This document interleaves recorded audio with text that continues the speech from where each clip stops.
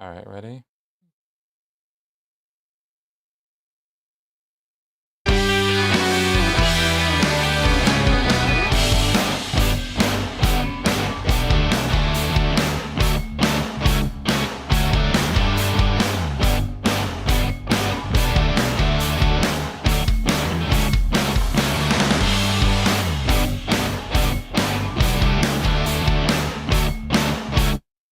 All right. Hello, everybody.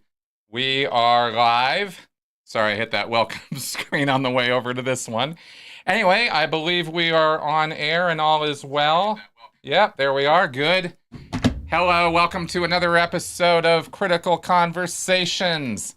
This one brought to you on the 12th of August, 2020. And let's see, we are going to be talking about cancel culture. Oh boy. Cancel culture. Get to use some of my little voices maybe this time.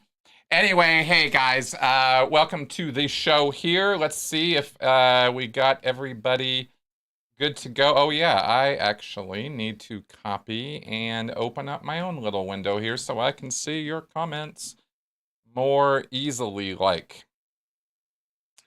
see, close that up. There we go. Hey Couch, thank you for that support. Cancel Couch. All right.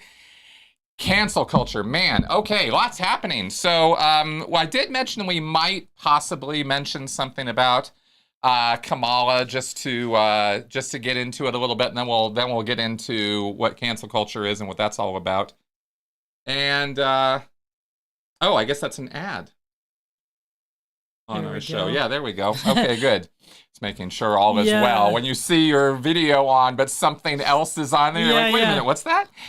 Okay, anyway, don't know. Not sure what you guys are thinking in terms of whether Kamala is or isn't a good pick or not. I didn't want to do a whole show about politics or get into any of that. But I am glad, yes, somebody's asking me, are you glad that Karen Bass was not picked by Joe Biden for VP? And why did she support Scientology years ago and even now hasn't renounced it? How about Kamala Harris? So, yes, I am glad that Karen Bass, who had spoken, Karen Bass is a politician who had spoken at a Scientology church opening, one of their ideal org openings, and didn't seem too keen on walking that back or saying, that she shouldn't have done that, which, of course, politicians are not too keen on saying that they were wrong about something, even when they are. But I didn't want somebody like that anywhere near the White House. I don't know what ties she really officially has with Scientology. A lot of the civic leaders and opinion leaders and politicians who speak at the church openings it's really just sort of a one-off PR photo op for them. They're not particularly diving deep into researching what it is that they're speaking for or about, which of course is pretty disappointing, because you'd think if you're going to go stand in front of somebody's building and say kind words about them that you know what they're about. But we find with, Karen Bass and others that is not the case at all, and that they are seeking to get in front of cameras as much as they can and get the word out as much as they can and say kind, nice words about things, because that is, public image and branding and all of that for them. And so they're kind of taking advantage of Scientology, giving them an opportunity to talk. And Scientology, of course, is taking advantage of people who are willing to come and talk. And they usually will present, as I understand it, how it works is that the church will send a PR rep out or send an email or mail to the person, the politician, opinion leader, civic leader, and present them the whole song and dance as to why they should be supporting Scientology, why they're a good group, why they're anti-drug, or they're pro-literacy and they have literacy campaigns, or interfaith activities, and they'll involve themselves with other churches when they can find common cause on things like anti-LGBT legislation, as was in the case in California years ago, et cetera, et cetera, et cetera. So anyway, so very happy for that. Kamala Harris, we have mixed feelings. Yeah. Do you want to talk about that? My co-host and lovely wife, by the way, hello, Melissa. hello. she's a woman, and she's a woman of color, so these are good things. She is definitely smart and keen, and she can probably get stuff done. But her record in California and all the different roles she played there, a little scary. Heard some things about, her not wanting to let people out that appeared to be innocent. Heard things about her maybe ignoring evidence and stuff like that. So that's a little scary. Cool. And Yeah. her prior feelings about, marijuana and whether or not that should be legal scare me. Because, her and Joe Biden are saying decriminalize it now, but are they really? Yeah, we should probably, and we have future episodes planned to discuss drugs and the drug war and the drug problem in some detail. We've actually been doing some kind of dives into this, watching Netflix documentaries. You're reading a book right now by, is it Johan Hari? I'm not sure if it's Johan or what, but it's, not sure how it's probably Johan. Yeah, he's somebody I'd love to get on my podcast. I doubt I will, because he's kind of big guy. He's been on Rogan's podcast and stuff. Yeah. But he, has some very interesting things to say about the drug culture and the drug war, as well as interesting takes on depression, anxiety, and mental health issues as well. And I like his take on things. I like where he's coming from. So anyway, we'll probably be talking about that in some future episodes. But yeah, Kamala and Joe seem to be pushing or platforming a decriminalize rather than legalize marijuana. Not good enough. I mean, we really need to take it all the way to legalization in order for the states to, and the individual property or company owners who are, dispensaries, growers, producers, distributors, they don't have federal okay to be transporting this to cross state lines or put their money in a bank and have it federally insured. They can't do any of those things. It's a cash-only business. It's very dangerous. And there's a lot of issues at stake there. So we are hoping that they change their tune in regards to legalization and stuff. Yeah. Yeah, legalized from someone who's not even tried it. Thanks, Kevin. Exactly. We really need to take it all the way there. And of course, marijuana needs to be rescheduled. It's ridiculous that it's a Schedule 1 drug. But we're ahead of ourselves. We will get to that in future weeks. Cancel culture. We've already got a caller on hold right now, which I know about. And we are going to, let me say a few things about this to sort of set up for you folks who might have questions about this or what are we talking about. Cancel culture is a thing. It exists. It's real. Also, no, and I'm just going to read some stuff I looked up on the internet here about what it is, how to define it, because it does it in a much nicer, shorter version than what I would do, since I tend to ramble. Cancel culture, also known as call-out culture, describes a form of boycott in which someone is thrust out of social or professional circles, either online, on social media, in the real world, or both. They are said to be canceled. You've been canceled. The notion of cancel culture is a variant on the term call-out culture and constitutes a form of boycott involving an individual, usually a celebrity, who has acted or spoken in a questionable or controversial manner. Thus, according to Lisa Nakamura, professor of media studies at the University of Michigan, cancel culture can be described as cultural boycott, in which the act of depriving someone of attention deprives them of their livelihood. According to the social psychologist Jonathan Haidt, call-out culture arises from what they call safetyism on college campuses. Hadn't heard of that before. Although those on the right are most often the target of cancel culture, there have been examples on the left. There have definitely been tons of examples on the left as well. Dixie Chicks, Bill Maher, who are cited here, and I've got lots of other examples if we want to go there. Mostly negative connotation and commonly brings up debates on free speech and censorship when this comes up. And this is where I sort of enter into it. Even Barack Obama has spoken out against it, said, quote, "People who do really good stuff have flaws. People who you are fighting may love their kids and, share certain things with you," end quote. And Donald Trump has criticized it. in a speech on July 3rd of this year, compared it to totalitarianism and claimed it as a political weapon used to punish and shame dissenters by driving them from their jobs and demanding their submission. That's a little hypocritical of him. Well, I mean, he's always on internet, like tweeting about how bad somebody is and how awful they are and how we should ignore them and stuff like that. So that's true. That is true. And I'm going to be the last person to defend Donald Trump. I just found it interesting that both Obama and Trump spoke out against it.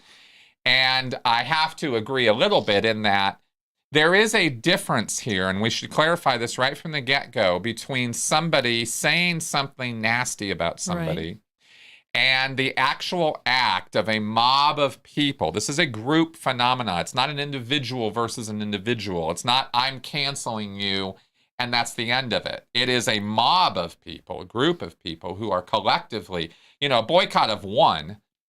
Yeah, no big deal. Doesn't matter. Nobody cares, right? But a boycott of 1 million, right? That can get damaging. And in this day and age, we rely more and more on our social media presence, our branding, so to speak. A lot of the social media world has created job opportunities. And I mean, I'm taking advantage of that right now, talking to you guys. So the idea of online campaigns, online-only campaigns existing against somebody is a valid, real threat against their potential livelihood, as well as because obviously it's an attack on reputation, it's an attack on words the person has said or actions they have done that this group of people have decided they don't like. And rather than simply say, I'm not listening to this person anymore, I don't want to have anything to do with this person anymore, and I suggest you don't either. Instead, it becomes doxing people, like actually publishing their name, address, phone number, where they work in real life. Like, let's say I had a regular 9-to-5 job, and I didn't talk about it with you guys because it's my job, it's my business. It's none of your business what I'm doing during the day if I don't want to tell you. And yet, if I get doxed because I am as a public figure, say something somebody disagrees with, and then they come and do research, hack my accounts, whatever, and publish that information publicly, right? That can be quite damaging because then mobs of people, like has been done with Alex Jones when they were going after the Sandy Hook people. That wasn't a cancel thing, but a doxing thing where they start going after these people. And it can get pretty vicious and pretty mean in real life as well as online. And it can and has destroyed reputations, careers, and it comes down to, this moral question of, well, yeah, but they fill in the blank. Well, and the other thing is like, you're getting canceled sometimes for things you said 10, 20, 30 years ago. And it's like, how can, there's no room for maybe this guy changed and grew up, or, hey, things were different 20 years ago. It was a different atmosphere and it was okay to say those things. And maybe that person wouldn't say those things now, but they did then, And now you have to your career is destroyed because of something stupid you said 25 years ago. Yeah, exactly. So the degree that this goes crazy is the degree that there are logical fallacies, half-truths, or even full-on lies entered into this picture. And social media and people's perceptions being what they are, once you get a mob going, it's almost impossible for that not to happen. People start digging up stuff from the person's past. There are people who seem to live for this. They literally have nothing to do all day long but pursue agendas and revenge against people for, perceived or even illusory, wrongdoings. They not have jobs? Is that what's going on? I tell you, it's quite interesting. It really only takes a few people, but that's true. But this is a thing. So, hey, Mark. So, yeah. So anyway, the dropped, time, the business of having something pulled up from your past, that's an issue where celebrities have attempted or full cancellations of people have been done based on that, and or based on rumor, based on accusations alone. And this is, of course, if you look at it from a principle or, sort of like just, oh, well, should somebody be canceled over an accusation before they're proven guilty? Well, the mob says yes. Logic says no. I believe a rational look at that says no, of course not. If somebody's not proven guilty of something, then why would you act as though they are? Right. But that doesn't seem to be the group common idea out there. And when the social media mob gets riled up, they don't care about justice or the court of law, or this isn't a legal matter. This is a social justice matter. And justice starts taking on whole different colors, I suppose you could say. So, okay, so now that we've sort of defined that, we have a couple calls in the queue. So let's go ahead and get to them. First is Haley. Hi. So I'm calling because I almost completely disagree with you in the sense that I don't really believe cancel culture is a real thing. I have not seen any real proof that cancel culture exists. People get in trouble for what they say in terms of like their positions, but I mean, the only thing I can really think of is there's been instances of deplatforming. But when it comes to deplatforming, a lot of those circumstances you can chalk up to the fact that they violated terms of service pretty clearly. Like with someone like Alex Jones, they shouldn't be on YouTube. They break terms of service all the time when they target specific people and all that kind of stuff that's been in YouTube's terms of service for years and stuff. So I like even like the other day you brought up the example of was it Brett Weinstein or Eric Weinstein, the one that was actually fired from that was Brett Weinstein from Evergreen. Right. With Brett Weinstein, I would argue he's more popular than ever. I mean, the guy is like, he was a no-name professor when he was at this college. Nobody knew who he was. But now he's a large public figure with a large following and he's probably a millionaire at this point, considering the amount of money he makes from book sales, touring, and all that kind of stuff with the intellectual dark web. And I don't see cancel culture being a real thing. The only time I've ever seen people like fully just been shamed out of the public spotlight is in cases of like sexual abuse or, like a Kevin Spacey or a Harvey Weinstein. Like these are the people that like legit. Louis C.K. Yeah. Or a Louis C.K. I mean, like these are people who have been accused by multiple people of like serious sexual accusations and stuff. I don't often see like even smaller people who get accused of even one accusation and stuff. They still do like Melanie Martinez, one of the only people during the Me Too movement accused of raping someone. And she's still doing fine. She makes music. She is very successful. She put out a movie quite recently. I definitely get the examples you're giving me here of people who were, underwent this mob mentality or canceling or attempted canceling or something. Brett Weinstein certainly did and managed to sort of turn that motion to his advantage by actually saying and showing and exposing what was happening.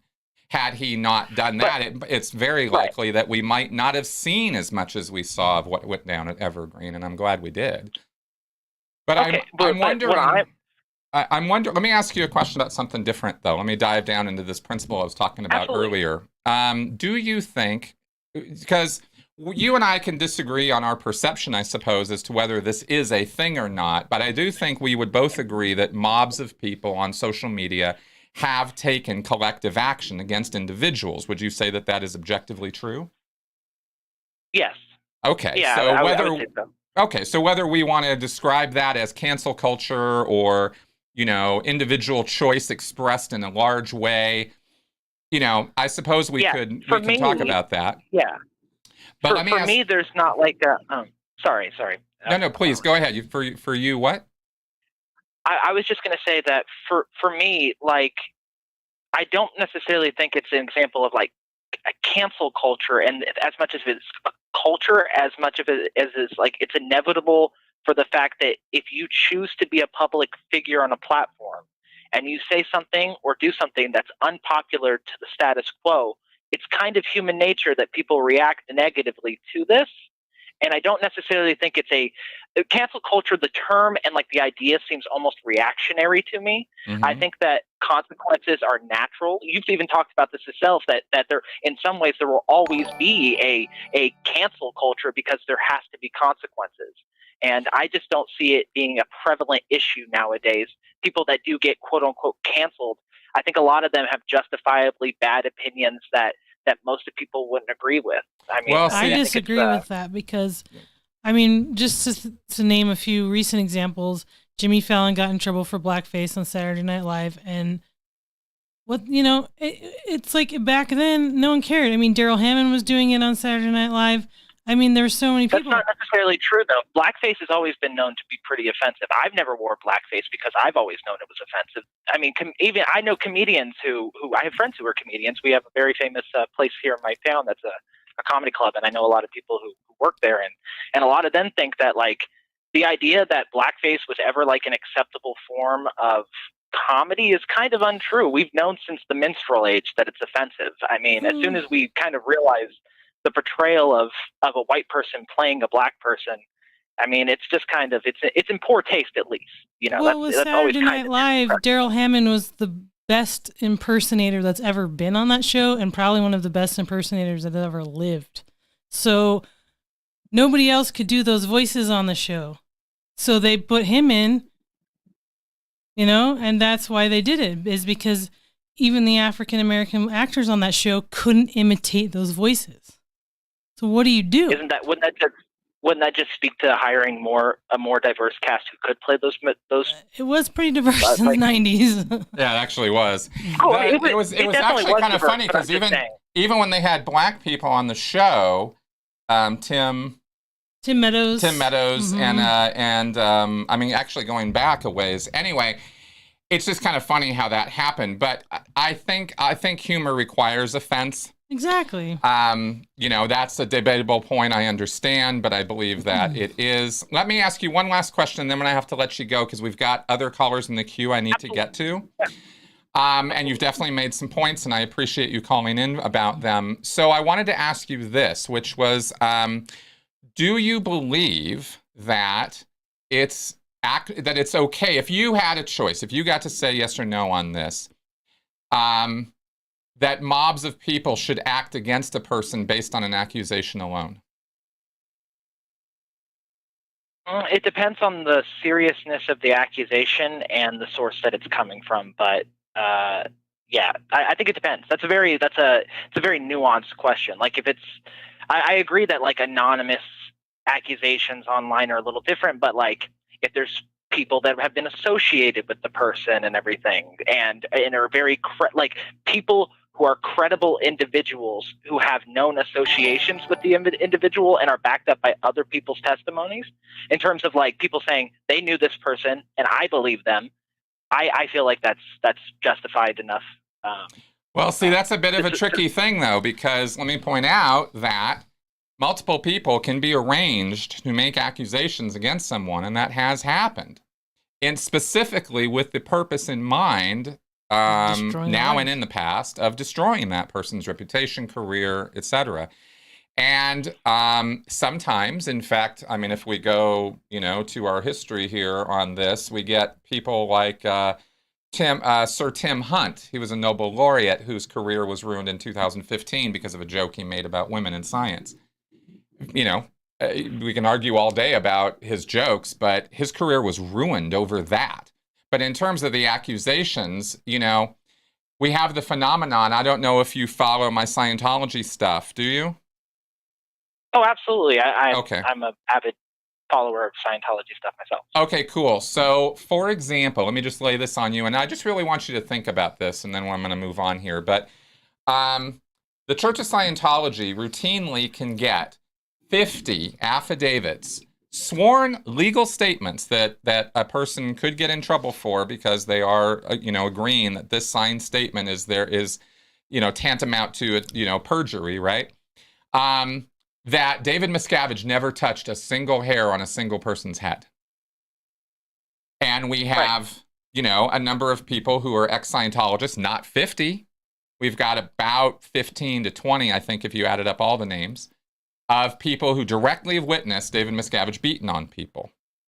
So we go, well, are we willing to believe the lesser number of people over the greater number of people who are swearing legally that this is what happened? I think for me it comes down to credibility. And exactly. You're supposed to give people the benefit of the doubt. And right. like when people who, let's say, have an accusation against a person, you should have the benefit of the doubt that they're telling the truth, especially if they have other people coming forward saying an association. With the Church of Scientology, we know they're not credible because we know their past history, not just in terms of their affidavits, we know their history. You know what I mean? We know That's right. They have falsifiable stuff within their own history. So it obviously does come down to, it's just more nuanced in my opinion. You know, understood. And you know I'm all about nuance, anyways, but I'm just talking about principles absolutely. Here. So absolutely. Well, anyways, thank you. Cool, thank you for taking my call. I apologize for taking up your time and everything. No, you don't have to apologize at all. Thank you very much for calling. All right. Let's go on here. We got Kate on the line. This is great. I am getting phone calls. Hello, Kate. It's Henny. Oh, Henny. It says Katie. Oh, there it is. Yep. Hey, Henny. What's up? Hi, Chris. Hey, Melissa. Unbelievable. I love the whole text-to-speech, speech-to-text thing. It always gets your name wrong, Henny. It's beautiful. Can I tell you, even my own phone gets my name wrong, so I do not hold it against you at all, okay? All right. How you doing? Okay. I just wanted to say thank you for explaining what cancel culture is, because I wasn't really sure about that, about what it was. As far as people saying things, listen, sometimes people say things could have been 50 years ago and they don't think that way, or some comedian said something in a comical way, and I don't take that to heart, okay? Right. Because comedy is comedy, and people do make mistakes. We're not talking about that. Cancel culture, in my opinion, from my growing up, okay, was someone like Anita Bryant. She was a singer, an American singer, and an anti-gay activist. And she went out there and she spewed her hate. Okay? Mm-hmm. I remember this woman's name. Okay, yes, and she was backed by Tropicana. And the masses, and at this time, I believe it was 1959, in the early 60s, people went just unbelievably, crazy, and they said this is not acceptable behavior, and we're not tolerating it. And I was very glad. And the boycott was of Tropicana. To this day, I don't do Tropicana, and I will never buy Tropicana. Okay? That's my stance. Okay? Yep. For that's right. For someone who openly, this is what she did. This is what she did. And when you do something like that, then the repercussions of that are people that are not going to agree with you. Mm-hmm. Yeah, exactly. Do you think that we should have? Go ahead. Oh, I'm sorry. I didn't mean to cut you off there. No, I was going to say, do you think that was a good example of what you're talking about? I think so. Yeah, absolutely. Especially with the whole boycott and stuff. See, I think that there is nothing particularly wrong with choosing to boycott a product or boycott a person. Hell, I boycott Tom Cruise. I'm not watching any Tom Cruise movies anymore, right? I can't stand looking at the guy. Right. So I got no problem with the individual choice. Right. Do you think, Henny, that when groups get together and coordinate on social media in order to then take the next step of, trying to actually ruin this person? See, to me, it's reminiscent of Hubbard's policy about ruin them utterly, right? Right. And that's where I kind of have a personal problem with this idea that we're now going to go after this person as a mob of people. And that's where my problems enter into this. What do you think about that? Well, I don't think that that's what the intention of the people who did boycott and who did stand up against her did. Mm-hmm. No one, you know, although there was, I believe, a pie throwing incident. You know, back then there was, and I believe she was hit with a pie. But I mean, I don't believe in violence, no, and I do believe in boycotting and doing things like that, and saying that no, what you're standing for is not what's acceptable, and people have the right to say what they want, not to go out and hurt the person physically. That's not what I mean at all. Right. I don't believe in that. No. Right. But I certainly believe that to not, look, like I said before, everybody has the right to say what they want to say, and we have to hear it. It's good for us to hear it, to know how people stand, and to know what they're in their heart. That's right. That's right. But yeah, because I think that there is a push here to not just express one's opinion, but an active effort to try to silence the target, right? Like, it's not a matter of you get to say what you want and I get to say what I want and we'll just disagree. We'll agree to disagree. It's not that. It is, I am right, you are wrong, so therefore you must be silenced. I think that's part of the attitude here that I find disagreeable. Yeah, well, I don't like that. I never like that, because I want to know what people are thinking. Exactly. I may not agree with it. But here's my thinking, okay, Chris? Yep. If I know that I'm in the room with someone who doesn't like Jews, let's say, okay? Yep. And they're crazed about it and this and that, I want to know it. You know why? Because when I walk out of the room, I'm not walking out backwards. I'm looking at this person with my back to where I'm going. Do you understand what I mean? I do. And I agree with you. See, and I think that an open forum is the only way that we're going to have people be honest about what they really think, Oh, and yeah. So I agree with you. I want to know where people's heads are at. I want to know what they really think, and I want them to feel like they have the right, because they do, to voice those opinions, without, not necessarily without consequence, but without fear of being ruined utterly. Right. I think that the 0 to 60 there is a little bit much, you know what I mean? Yeah. So, all right, Henny, I got a couple other calls in the queue, so I want to get to what was that? I'm sorry? Take them, and you take the calls, and I'll talk to you soon. Awesome, right. Henny. Thank you. Have a good night. Okay, have a good night. Thank you. Bye. All right, bye-bye. I'm always so awkward at that. I will get better at that. Yeah. I will get better at that.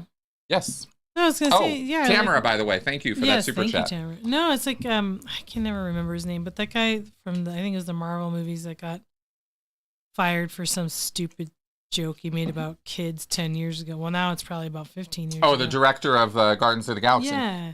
And that's definitely some cancel stuff going on there, because maybe the joke was in bad taste and wasn't so appropriate, but like, you're going to ruin someone's life over it, Yeah. Get him fired from his job. I think he got hired back eventually, but still. Well, he did, and that was a case where it sort of happened and then got undone. Mm-hmm. And I think that is, in fact, I believed, and it's James Gunn we're talking about. I believe that was one of the cases where we started seeing a sort of pushback against the cancel culture attitude, right, and the social media mob. So, all right, we got another caller here. Park Police. Caller here. Hello.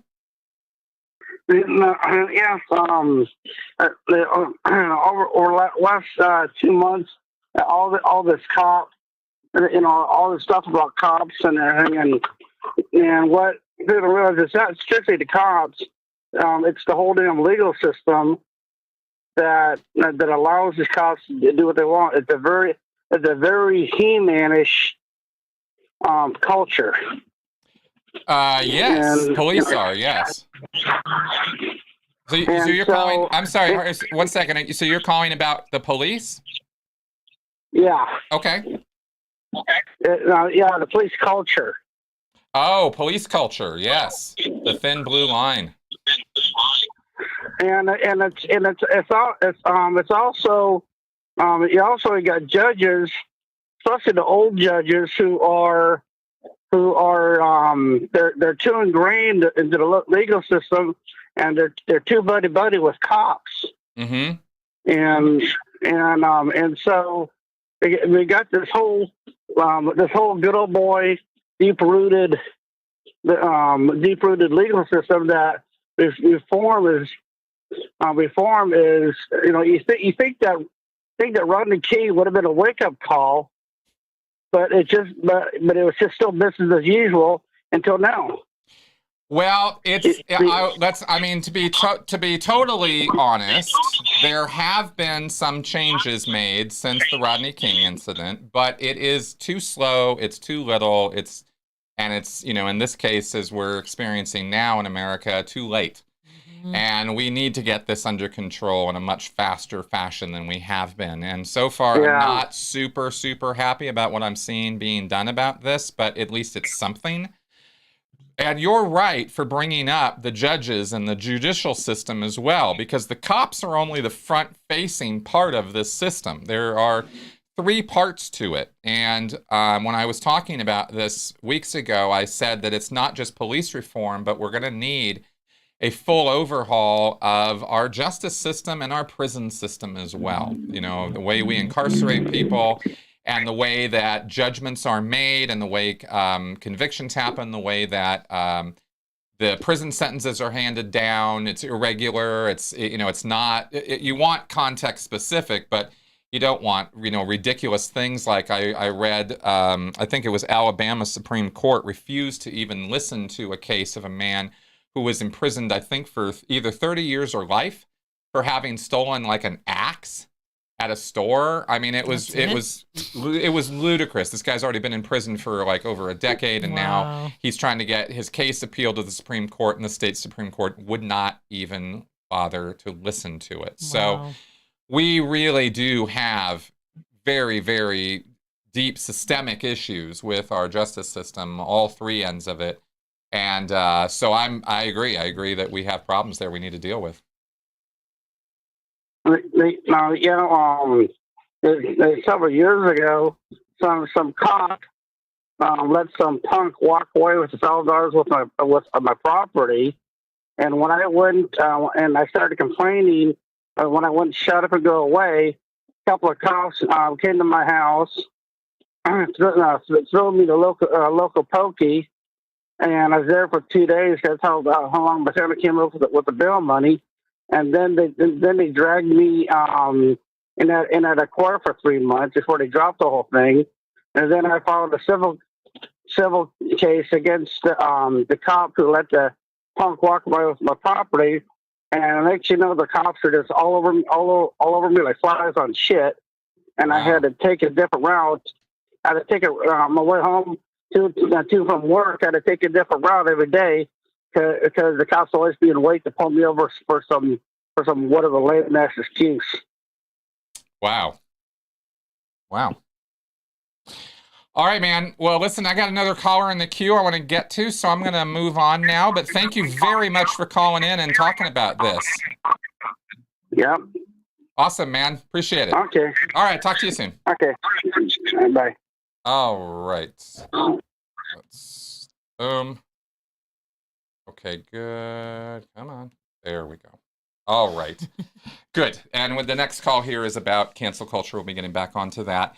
I wanted to, before I forget, I wanted to do 2 things, and I know we've had this person on hold for quite a while now, so we are going to get to you in just a moment. I just needed to, since we're already well into the show here, not forget that there is our 7 camp, as though you thought we forgot. We actually put that down on the floor this time. There he is. Now, he is staring right at the camera.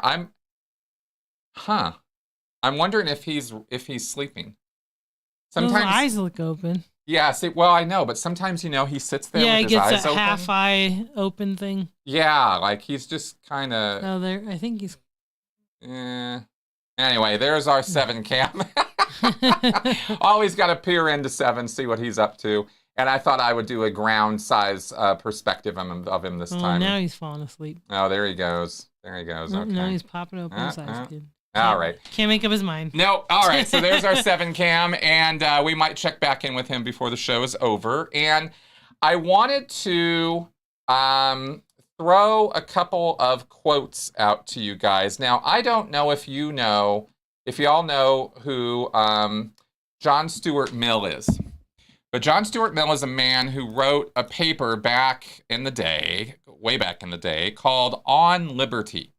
And it basically is the sort of foundational work on what we consider freedom of speech, what freedom of speech is all about, why it's important. And I pulled a few quotes out because, of course, when we start talking about cancel culture and freedom of speech, and we're talking about tolerance of opposing points of view, where we can agree to disagree, ideally. We can see that, unless somebody's truly preaching violence or, some kind of like Hitler-esque kind of let's go kill all the Jews kind of thing. If somebody's merely expressing, I like politician X, or I think this is funny and you don't think it's funny, you think it's offensive, well, too bad. I really don't care what people find offensive anymore because it's been taken to such a hyperbolic extreme that it's used to shut people down and quiet them up. And that taken too far, on a one-on-one, there are 1 or 2 or 3 or maybe even 10 cases that I would totally agree with. Yes, absolutely, shut that guy up. But if we start expanding that attitude out to the society as a whole, and we start thinking that we have the right to censor and edit other people, that quickly, in fact, immediately leads to what we call thought reform or thought policing. And that's culty. And that's why I push back against it. Because when the whole group of people starts doing that, no one individual has the power to fight back against it. And that's not a healthy society.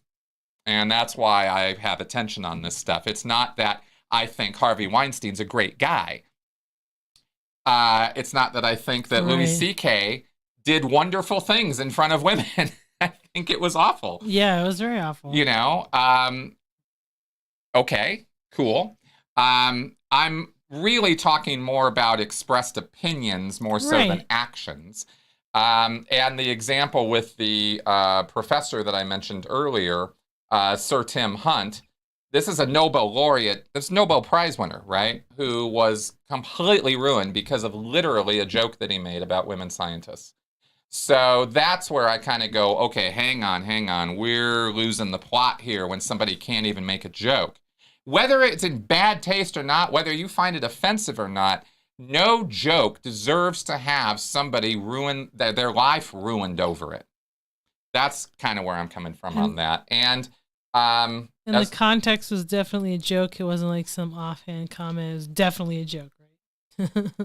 Well, in terms of what Professor Sir Tim did, it was a joke and a statement. Okay. Right? He feels awkward about women in the lab. He expressed that, said, I feel awkward about it. Maybe we should have separate labs for men and women, haha. But seriously, what I really think, blah, blah, blah. That was how it went. Okay. And for that, he was quoted, tarred and feathered, kicked out of the European Science Commission. I mean, they just about did everything except take his Nobel Prize back.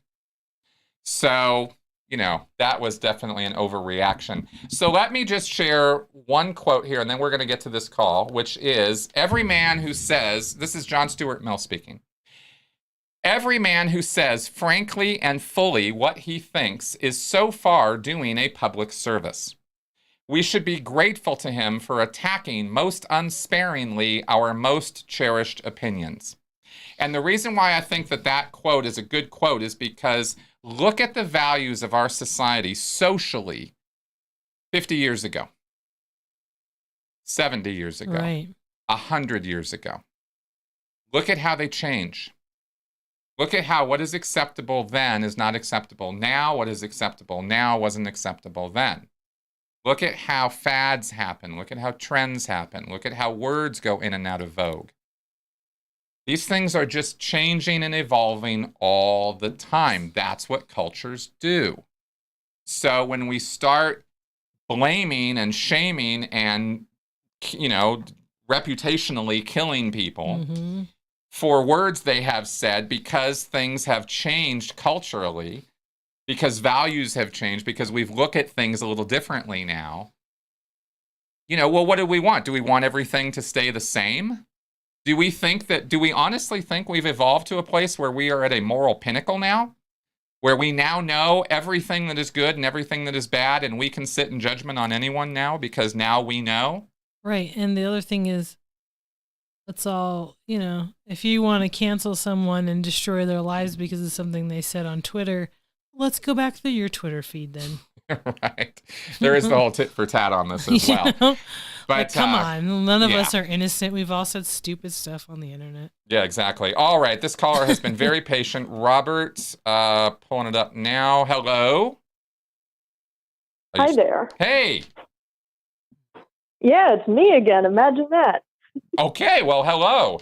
It says Robert here, but I don't think are you Robert? I am not Robert. Robert is my dad's name, but I am not Robert. Okay. Whatever. Okay. That's not important. Okay, fair enough. Well, welcome back to the show. What you got? So I was thinking about cancel culture and how it relates to YouTube, and I've noticed, I'm against cancel culture, very, very much against it, just because most of the time it doesn't work.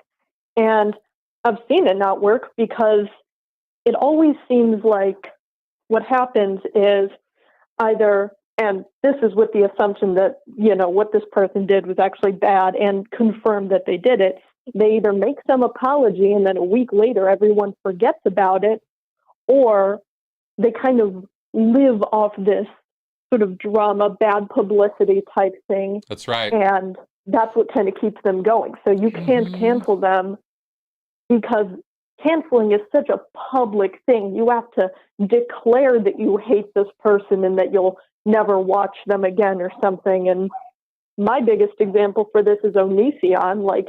He lives off that. He needs attention, Right. Yeah, he's another YouTube creator who has had public meltdowns in a very, very public way on his YouTube channel. And there's a lot of controversy surrounding that particular individual, as is other YouTube creators. And it's funny, you mentioned the apology video. When I was reading up on this stuff earlier today. There was a YouTuber, James Charles, who was in the beauty YouTube world. You ever heard about that guy?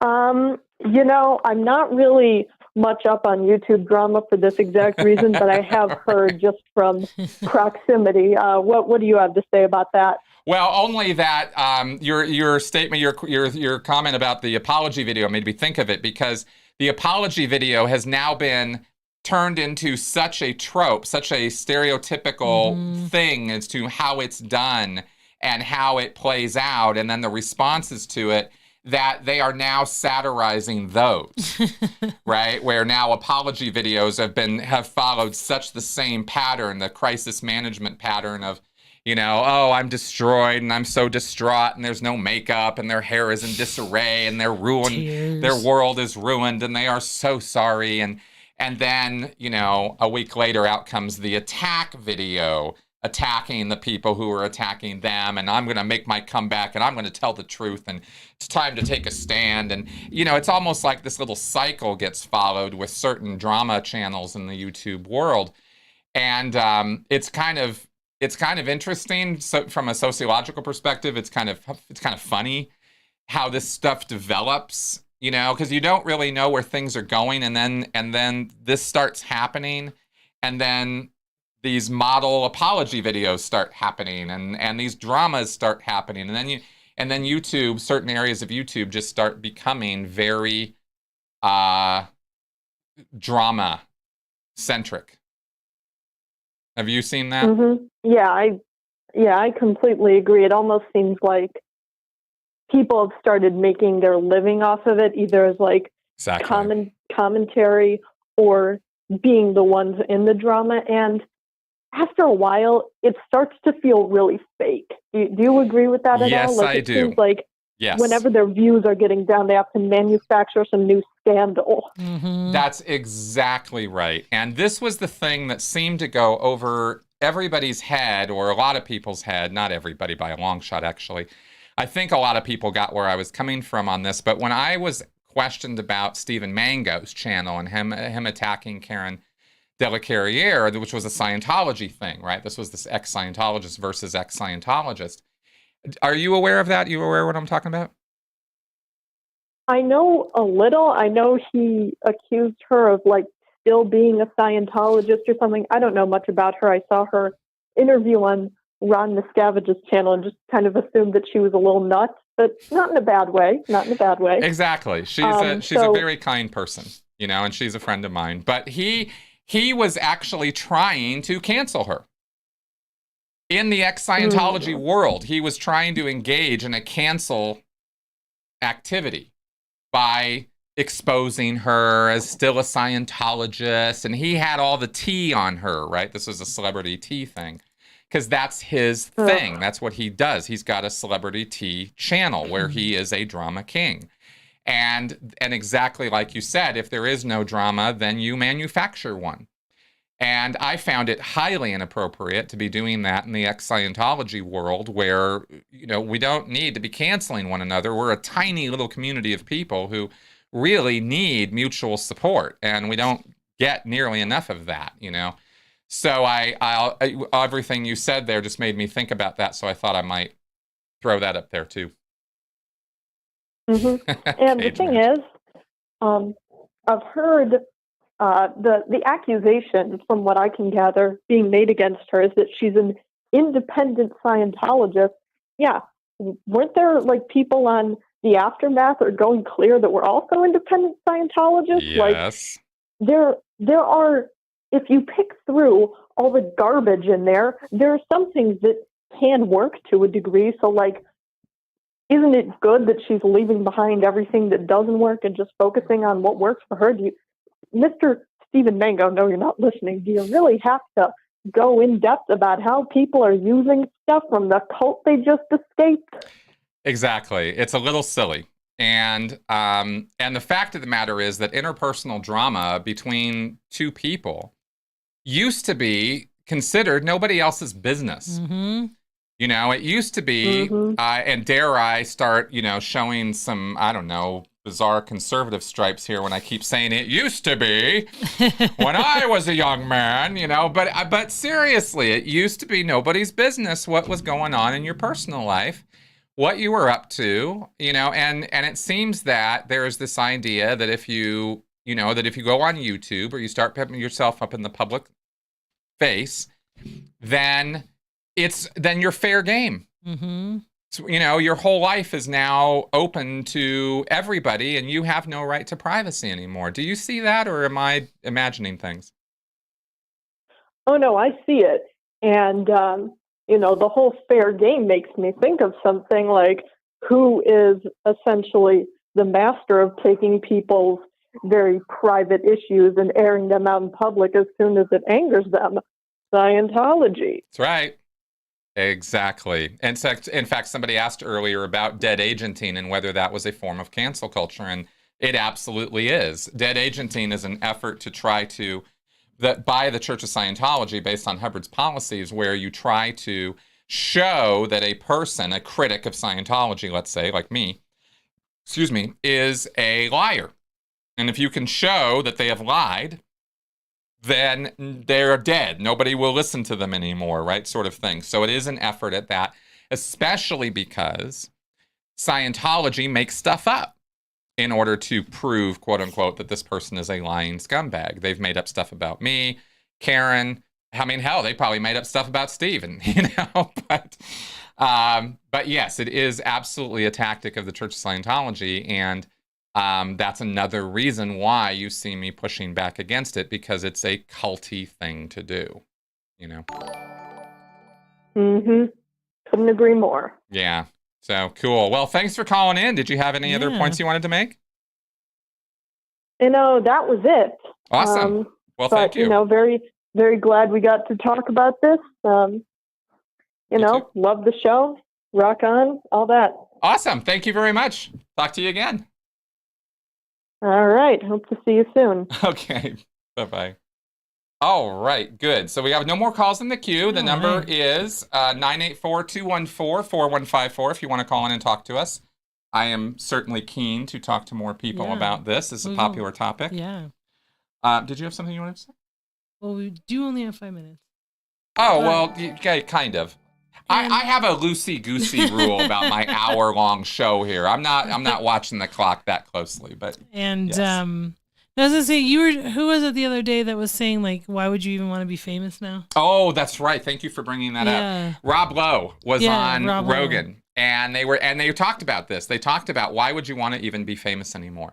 And it's true. It's a good point, because while I will sit here and say, I remember when, I will also fully acknowledge that just because I remember it doesn't mean that that's the way society should be. Society has evolved, and right now with social media and public figures being the way they are, we are all kind of under this microscope, from me to Biden to Trump to, I don't know, Celine Dion. I mean, I don't know, whatever, any name a celebrity, right? And unless they actively, like somebody like George Clooney, just refuses to have anything to do with social media, right? The Brad Pitts of the world. It's probably smart. Very smart. In fact, George Clooney flat out said, you'd have to be insane to be on social media as a celebrity. And I think that's true, actually. But the real threat for people being canceled, getting this back to the cancel culture thing, is it's especially people who are especially susceptible to it are rising quote unquote influencers or media personalities, whether it's through social media, through YouTube, or through, the more traditional networks. When a career is new or fledgling or trying to take off, then you want that public attention. So you got to put yourself out there and put yourself out there and put yourself out there. And then you get to a point, and this is, I feel like I'm barely starting to get there, of having enough of an audience that you don't have to worry so much about that. And I still got a long way to go. I want to grow a lot more. So it's something that we kind of pay attention to. And that's one of the reasons that I'm going to push back on this, is because I want to grow into a culture and society that is more accepting, more open, more willing to have conversation rather than pontification or call out. Because I just, all right. Okay, so let me give you guys a couple more quotes, because I really, really, really wanted to emphasize this in the show here tonight. Trader Joe's, that's right. Trader Joe's fought back against this. There was a whole campaign about Trader Jose, and how Trader Jose was racist or something. And they had rebranded their products for various cultures that they sell them in. And right, that makes sense. It was completely harmless. It was a marketing thing. There's nothing wrong with it. But people get so raw about anything cultural anymore. And they forget. Here's one point I want to make, and then I'll give you guys a couple quotes here. The whole thing about racism, I get it. It's real. There is hate for people because of their skin color. But here's the thing. The entire topic is a lie. There's no such thing as race. There's ethnicity. There is bodies that have developed in different regions of the planet to respond to their geographical location in different ways.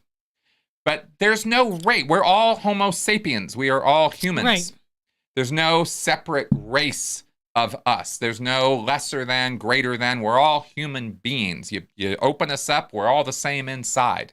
The differences really are pretty much only skin deep. You do get genetic variations in different places. You do get differences in brain. You do get differences in skeletal structure. I get it. But this race thing, black people are somehow distinctly different from Chinese people, somehow completely different race of people, different species than Caucasian people. I mean, this is just all a lie. It's all based on a lie. Mm-hmm. Anyway, it drives me nuts. Okay. Here's another couple quotes from John Stuart Mill that I will leave you guys with. Yeah. Okay, here we go. This is about eccentric, being eccentric, being different, standing out. Okay, when you read eccentric here, think of people who stand out. And also consider, this is, by the way, I believe this is from the 1700s. This is old. These quotes are from a while ago. And I want you guys to consider that it is individuals who change cultures. It's eccentric, different, wildly unpopular people who sometimes find or discover things and move our society, move our cultures forward in the most significant ways. And they are often not met with approval or, anyway, there's a lot of people generally don't like those changes to start with. If Galileo were on social media, one wonders if we would still have the models we have right now, Okay, so in this age, John Stuart Mill, quote, "In this age, the mere example of nonconformity, their mere refusal to bend the knee to custom, is itself a service. Precisely because the tyranny of opinion is such as to make eccentricity a reproach, it is desirable, in order to break through that tyranny, that people should be eccentric. Eccentricity has always abounded when and where strength of character has abounded. And the amount of eccentricity in a society has generally been proportional to the amount of genius, mental vigor, and moral courage which it contained. That so few now dare to be eccentric marks the chief danger of the time." So, some of the problems that we're talking about today, that we're dealing with now, hundreds of years old problems. Maybe the means and ways and technologies that we use to interact with one another, to form relationships, to deal with one another, change and evolve. And we can certainly talk to a lot more people a lot faster these days. But the basic problems of genius, mental vigor, moral courage, standing out, or being shouted down, that's been a long-term problem, And if all mankind minus one were of one opinion, okay, all mankind minus one were of one opinion, and only one person were of the contrary opinion, mankind would be no more justified in silencing that one person than he, if he had the power, would be justified in silencing mankind. Right. So there you go. And if you look up John Stuart Mill, I cannot recommend reading On Liberty enough. The man was a genius at this stuff, and he wrote some really seminal work on freedom of speech and the rights of individuals and groups. And On Liberty is just a little work of genius. And by the way, this was a man who lived, actually, let me check this really fast because I want to be accurate. Now, come on now. Sorry, folks, but you gotta fact check some things. Yeah, okay, 1800s. He was born in 1806, died in 1873. So 1850. This guy, John Stuart Mill, in his paper on liberty, specifically credited his wife with most of the good ideas. Wow. And said he never would have been able to do any of this without the support and love and companionship and relationship with his wife. Wow. So this was a good guy. John Stuart Mill is somebody who should never be canceled. When John Stuart Mill is canceled, I think our society is going to be over. All right. So, okay. So there you go, guys. There's some ideas for you for this week on cancel culture. I got to say my piece. Did you get to say yours? Yeah. Yeah? Okay, good. Well, some of you got to say yours too and really enjoyed talking to you. This was a good topic. Yeah, exactly. Whatever happened to sticks and stones may break my nose, but names will never hurt me. Oh, 7. Yes, 7 Cam. One more time. There he is. Okay, Yay. still staring at the camera. Okay, there he is. Huh, looks like he hasn't, see that he's so still sometimes that literally looks like a photograph, and it is not. That is video of him sitting in that chair. That's our dining room table there, by the way. That's what happens when you get to be 14. Exactly. All right. 7 the Wonder Cat. Always hashtag him out there. Hashtag 7 the Wonder Cat. All right. So with that, I think we will wrap it up. I do want to throw out there, I haven't said this a whole lot during these shows, but it does cost us a little bit to do each one of these shows. Every call we are paying for. And so we really, really appreciate the super chats and really, really like that because it's literally what helps keep the show going. I do want to throw that out there. If you find this channel informative, educational, and entertaining, then perhaps join us on Patreon, or you can always give us a one-off through PayPal. The links are always in the descriptions to my videos. And there you go. All right, so with that, let's go ahead and wrap up. All right. Yeah? All right, good, guys. Thanks for coming along for the ride, guys. We really enjoyed this week's show.